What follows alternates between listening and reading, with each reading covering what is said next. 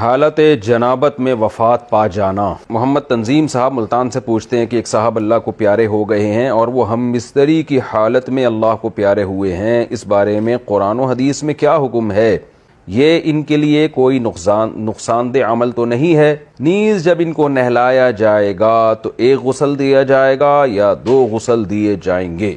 اگر کسی پہ غسل فرض تھا اور غسل کرنے سے پہلے اس کی موت واقع ہو گئی تو یہ کوئی بری موت نہیں ہے۔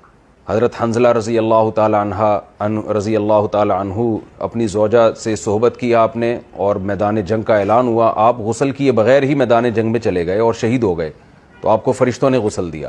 وہ تو خیر شہادت تھی، لیکن ہمیں کوئی ایسی دلیل نہیں ملتی کہ ایک آدمی حالت جنابت میں فوت ہو جائے تو کوئی گناہ ہوا اس کو، اس لیے کہ شریعت میں جنابت کا غسل فوراً کرنا فرض نہیں ہے۔ ہاں، نماز اگر اسی حال میں قضا کر دی غسل کیے بغیر تو یہ بہت برا عمل ہے۔